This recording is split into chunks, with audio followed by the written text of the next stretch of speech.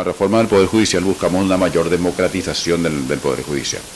El Poder Judicial en Paraguay es un Poder Judicial que prácticamente no ha sido reformado. Entonces, el Poder Judicial estructurado a principios, después de la guerra del 70, en el siglo XIX, final del siglo XIX, principio del siglo XX, y pasaron varios gobiernos, pasaron gobiernos militares, pasaron gobiernos dictatoriales. En el 89 se inicia un proceso de transición a la democracia y el Poder Judicial no se ha reformado, ¿no? Definitivamente es un Poder Judicial que estructural y funcionalmente ha sido pensado para otra sociedad, para otra relación de poder.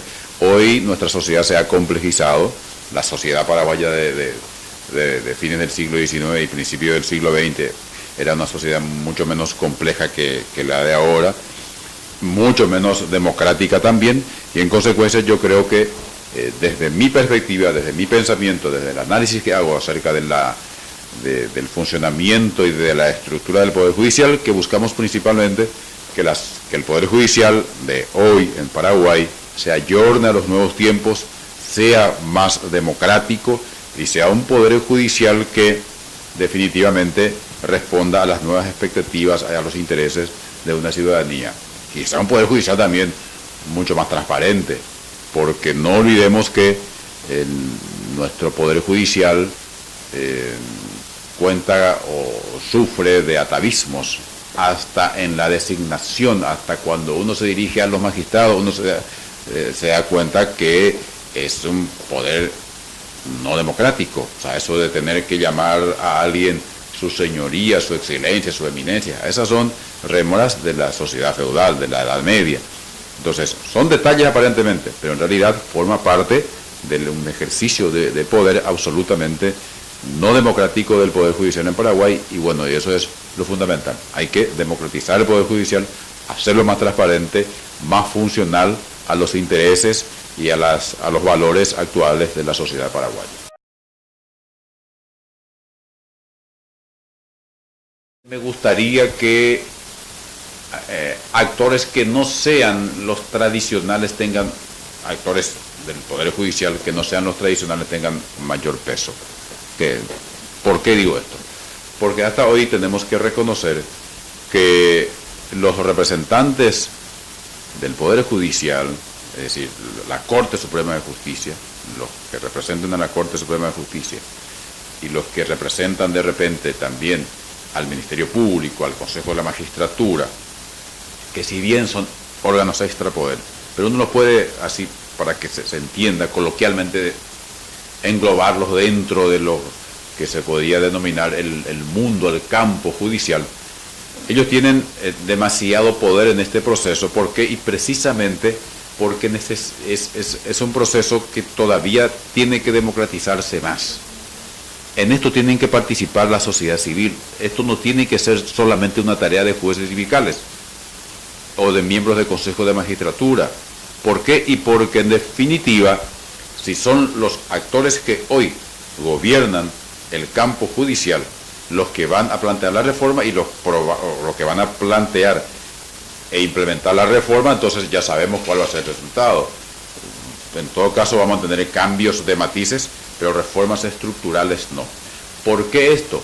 Y porque como toda relación de poder, el que maneja los hilos de esa relación, los hilos del poder, obviamente no va a pretender mayores cambios porque tiene que conservar su poder.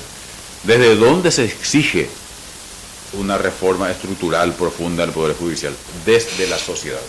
En consecuencia, en esto tienen que participar más actores que no sean precisamente los tradicionales, los mismos de siempre, pero se debe destacar que por lo menos dentro de las limitaciones que he señalado se están llevando a cabo diálogos y debates muy importantes en el marco de las subcomisiones, porque son dos subcomisiones que conforman la Comisión de Reforma del Poder Judicial. Y va a beneficiar a la ciudadanía en la medida en que introduzcamos reformas en serio, porque si no va a ser puro gatoparadismo. Cambiar aparentemente algo para no cambiar nada, para que las cosas sigan funcionando como están. La ciudadanía va a ser beneficiada, por ejemplo, si tiene la posibilidad de un mayor control acerca de las decisiones judiciales, porque eso hay que entender, las decisiones judiciales forman parte del sistema democrático y tienen que estar sometidas a los mismos controles que de repente estamos sometidos los parlamentarios a la hora de sancionar un proyecto de ley, a la hora de sancionar una ley. Yo creo que figuras como amigos del tribunal o amigos de la corte deben obtener estatus legal. Hoy la corte ha admitido por acordada, pero es muy limitada toda esa actuación. Entonces tenemos que ir pensando en nuevos institutos. Repito, por ejemplo, la figura de amigos de la corte es muy importante. E ir pensando en otros instrumentos que pueda aportar mayores herramientas, mayores posibilidades, mejor dicho, de participación a la ciudadanía, mayores posibilidades de control de parte de la ciudadanía, facilitar el acceso a la justicia, que sea realmente un proceso democrático, que no puede ser que uno, por ejemplo, ya sepa antes de que se inicie un proceso que, qué sé yo, un poderoso se enfrenta con un pobre, siempre gana el poderoso.